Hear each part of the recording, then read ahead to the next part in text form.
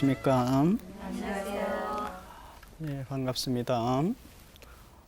지난 시간에 우리는 관상의 조건에서 하나님의 은총, 이것은 무상으로 주어지는 것에 대해서 말씀드렸고, 또 이에 대해서 인간의 올바른 응답이 요구된다는 거 말씀드렸고, 또 세 번째는 그 성령의 인도하심에 따라야 된다는 거 말씀드렸습니다.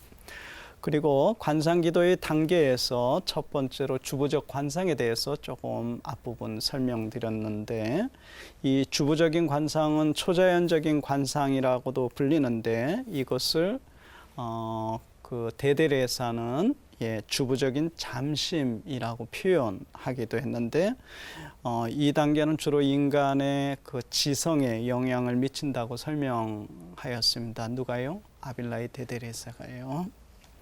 그 신학적인 의미로는 이 주부적 관상은 그 카리스마나 비상한 은혜 이거가 아니라고, 그 모든 그리스도인들, 성화 은총을 받은 모든 그리스도인들에게 주어지는 성령의 은사 작용이므로 이것은 기도의 그 한 단계를 말합니다.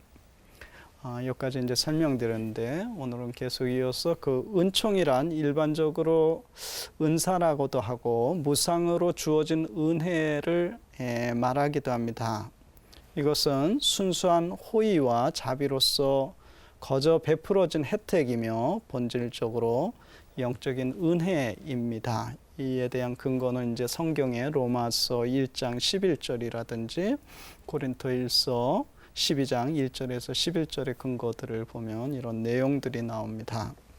그러므로 은총이란 그리스도교 공동체의 지체들에게 성령이 베풀어준 무상의 은혜, 그것이 이제 은총이라고 할 수 있습니다. 특별한 카리스마나 비상한 은혜는 그것을 받은 개인보다는 타인이나 교회 공동체의 유익을 위해서 주어지는 것입니다. 이제 이 부분을 이제 잘못 이해하면 자기가 카리스마, 어떤 카리스마를 이제 남들보다 다른 탤런트 받을 수 있잖아요, 하나님으로부터. 근데 이것을 자기의 성덕의 어떤 저걸로 삼는다든지, 또 나는 너와 다르다, 뭐 이런 것들은 너무너무 우리를 위험으로 노출시킬 수 있습니다. 주위에서 이러한 그 일탈, 그런 것들을 가끔 우리 목격하게 되잖아요. 이 카리스마나 비상한 은혜는 그 교회 공동체의 유익을 위해서 주어지는 것이지 결코 개인 본인의 성덕을 증명하는 것이 결코 아니라는 사실이에요. 그럼에도 불구하고 인간이 겸손하지 못할 때 자신이 받은 특별한 은사에 대해 우리는 교만해질 수 있고 잘못 교회 안에 스캔들을 일으킬 수도 있습니다. 이런 위험들 우리가 직시해야 됩니다. 그래서 특별히 이제 특별한 카리스마나 비상한 은혜를 받으신 분들은 특별히 영적 지도를 잘 받으셔야지만 교회의 그 가르침 안에서 빗나가지 않게 돼요. 이런 것을 무시하게 되면은 진짜 오류로 떨어지게 되고 결국 교회를 등지게 됩니다. 주부적 관상은 그것을 받은 개인의 영적 유익을 위한 것으로서 개인의 성덕과 직접적으로 관계되고 반드시 성화 은총을 요구합니다. 카리스마는 개인의 성덕과 관계없이 교회의 유익을 위한 거고, 이 주부적인 관상은 개인의 성덕에 관계되는 겁니다. 은총에는 성화 은총과 조력 은총, 이 두 가지가 있습니다. 이 성화 은총은 생명 은총이라고도 하고 또는 그 상존 은총이라고도 합니다. 이 성화 은총을 이렇게도 이제 표현을 해요. 반면에 조력 은총이란 또 현행 은총이라고도 이제 표현을 합니다. 성화 은총 혹은 생명 은총은 하나님께서 우리 안에 생활하시면서 천상의 생명으로 우리를 참여시키는 은총을 말합니다. 즉 우리 안에 항상 머물러 계시는 하나님의 초자연적인 은총, 그것이 이제 성화 은총 또는 생명 은총 혹은 상존 은총이라고 이제 할 수 있습니다. 이것은 성령의 은사 없이는 결코 주어지지 않습니다.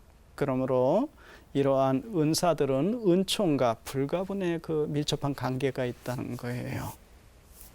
또한 주부적인 관상은 조력 은총을 요구하는데 그 조력 은총 혹은 도움의 은총이라고도 하는데 이것은 우리를 비추고 우리가 선을 행하도록 하나님이 우리에게 주시는 힘이라든지 도움 이런 것을 말합니다. 이 힘은 초자연적이고 마치 강하게 비춰지는 빛살과 같습니다. 관상은 초자연적인 행위이므로 초자연적인 능력의 가능성을 현실성으로 만들기 위해서는 이러한 조력 은총, 도움의 은총이 크게 도움이 됩니다. 이게 절대적인 건 아니지만 도움이 된다는 겁니다. 하나님을 향한 신망의 삼덕과 윤리덕을 포함하는 초자연적인 덕이 반드시 관상을 직접적으로 가능케 하지는 않습니다. 여기에서 그 신학자들은 비록 구별하기는 어렵지만 덕을 이 자연적인 덕과 초자연적인 덕으로 이렇게 구분을 합니다. 자연적인 덕은 인간이 일반적으로 노력하여 얻어지는 선행의 능력들이 있죠. 즉 수득적 덕을 말합니다. 뭐 침묵이라든지 겸손의 덕이라든지 순명의 덕이라든지 이건 우리가 노력해가지고 얻게 되는 그런 덕들이죠. 그리고 초자연적인 덕은 하나님이 무상으로 베푸시는 덕으로서 주부적인 덕이라고 말합니다. 이는 대신덕, 하나님을 향한 신망에 있죠. 이걸 대신덕이라고 하는데 이것과 또 윤리덕, 윤리덕에 또 사추덕이 있죠. 지덕, 의덕, 용덕, 절덕 이것으로 이렇게 나눕니다. 초자연적인 윤리덕은 인간의 행위를 올바르게 할 수 있도록 돕는 능력으로서 일종의 덕목이기도 합니다. 그 하나님을 향한 그 향주 삼덕 있죠. 신망애죠. 그리고 윤리덕, 사추덕, 지의, 용, 절 이렇게 이러한 덕은 인간의 무분별한 욕정들을 정화시키고 하나님과의 일치로 나아가는 관상을 잘 준비시킵니다. 덕 없이 이러한 덕 없이 하나님과의 일치가 가능할까요?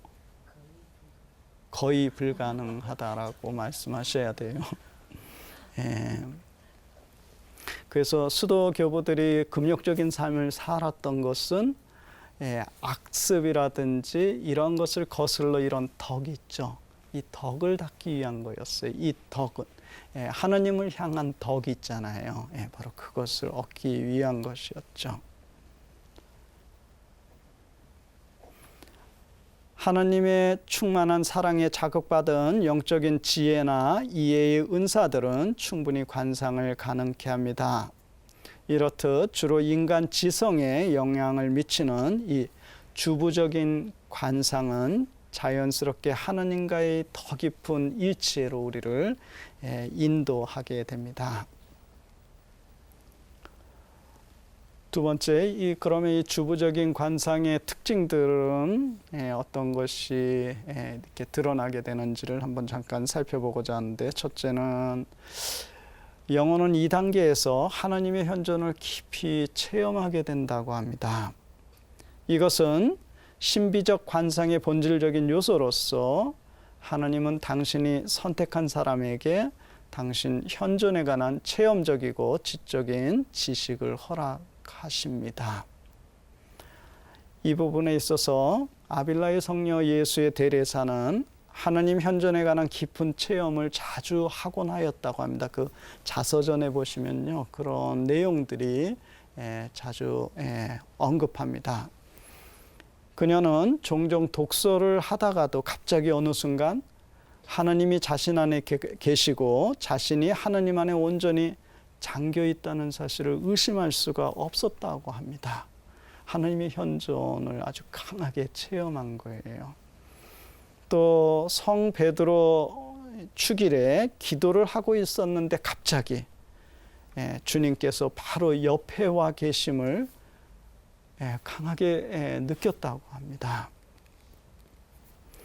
성녀는 이러한 체험을 자신의 고해 신부에게 이렇게 고백하였다고 합니다. 어떻게 그분이 그리스도인지는 모르겠지만 그리스도께서 내 옆에 계심을 결코 믿지 않을 수가 없었노라고. 그것을 분명히 알겠고 또한 강하게 느꼈었노라고 이렇게 고백했다고 합니다. 고해 신부님에게. 주님은 이렇듯 당신 현존을 태양보다도 더 밝게 당신이 사랑하시는 사람들에게 당신 자신을 드러내셔요. 이것은 내가 그냥 의식하는 거하고는 다른 차원입니다. 우리가 이렇게 하나님의 현존을 체험하십시오. 우리가 성경 독서나 성경 묵상 때 우리 항상 하죠. 내가 의식하는 거하고 그걸 확신하는 건 다른 거예요. 이것은 하나님의 크신 은혜로서 이것을 체험한 사람은 말할 것도 없이 그것을 소중히 여기게 됩니다. 둘째, 주부적 관상의 이제 특징에서 두 번째는 영혼은 2단계에서 초자연적인 은총을 잊게 된다고 합니다. 관상에 다다른 영혼은 명확하게 무엇을 설명할 수는 없어도 초자연적인 것이 자신의 마음 안에 깊이 다가옴을 깨닫게 되고 또한 초자연적인 하나님에 대한 인식, 지식을 얻게 된다고 합니다. 이것은 책을 보고 얻게 되는 지식하고는 다른 거예요. 강한 그 확신에 찬 그런 하나님에 대한 참된 인식이죠. 그래서 비록 그가 세속적인 공부는 많이 하지 않았을지라도 모든 학문을 깨친 사람과 같게 된다고 합니다. 이 부분에 있어서 고대의 위대한 수도승 교부였던 은수자들의 아버지, 이집트의 위대한 그 성 안토니우스 아빠를 기억하시죠? 이분은 많이 배우지 못했죠. 그러나 하느님에 대한 지혜를 터득하셨어요. 그래서 철학자들이 찾아와가지고 이렇게 물었다고 합니다. 당신은 책도 없이 어떻게 이 사막에서 고독하게 이렇게 보내는가? 그랬더니 이분 하신 말씀이 내 책은 바로 여기 대자연이 이게 바로 하나님의 책이라고 이렇게 얘기했다고 합니다. 얄팍한 지식하고 하나님에 대한 참된 신적인 인식, 지식하고는 다른 차원입니다. 인간적인 지식은 글을 쓰고 논문을 통해서 학문을 통해서 얻게 되는 지식은 시간이 지나면은 그건 자연적으로 또 새로운 학설이 나오게 되면 그건 폐기 처분돼요. 그죠? 또 인간의 그런 그 학문을 통해서 얻게 된 지식은 시간이 가면 또 잊혀질 수 있지만 영적인 지식, 인식은 결코 그렇게 되지가 않다는 겁니다. 또 한 가지 예로 혹시 여러분들 그 불교에 또 이렇게 그 성철 스님 기억하실 텐데 이분 역시 그렇게 많은 공부를 하진 않았잖아요. 세상적인. 그러나 그 수행을 통해서 진리를 깨닫게 되고선 많은 철학자들 또 이분이 법문을 하실 때 보면은 물리학이라든지 현대 이런 모든 학문들을 다 이렇게 언급을 하셨어요. 그렇게 물론 다독도 하셨지만은 그런 영적인 눈으로 그것들을 본인의 시각으로 현대인들에게 다시 제시를 하셨죠. 이러한 단계에 있는 영혼은 이러한 초자연적인 지식이 대체 어디에서 왔는지 전혀 알 수가 없습니다. 다만 한순간의 영혼은 삼위일체의 심오한 신비를 밝은 빛 가운데 깨닫게 되고 신학자들 앞에서도 이 위대한 진리를 방어할 용기를 갖게 됩니다. 이러한 영혼은 이제 오직 주님만을 사랑하는 것, 이거 외에는 다른 무엇을 사랑하기를 원하지 않게 됩니다. 이 단계에 있게 되면요. 우리는 일상에서 하나님 당신을 사랑합니다 하면서도 또 이렇게 하기가 쉽지가 않은 것 같아요. 그래서 기도 생활을 끊임없이 해나가야지만 어느 날 어느 때가 되었을 때 하나님께서 당신을 다가오셔서 당신을 우리에게 인식시켜주고 영적인 지혜라든지 영적인 지식을 얻게 합니다. 세 번째로 관상은 전적으로 하나님의 선물입니다. 관상은 전적으로 성령의 은사이므로 성령께서 원하시는 때 원하시는 정도만 우리를 그러한 체험을 할 수 있다는 사실을 잊어서는 안 됩니다.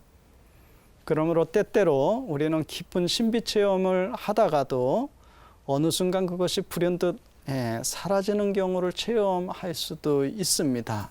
왜냐하면 그것은 내 노력으로 얻은 것이 아니라 그분의 전적인 선물이기 때문에, 그래서 전적으로 그분의 뜻에 달려 있기 때문에 그렇습니다.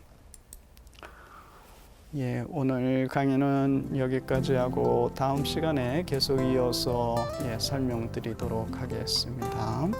감사합니다.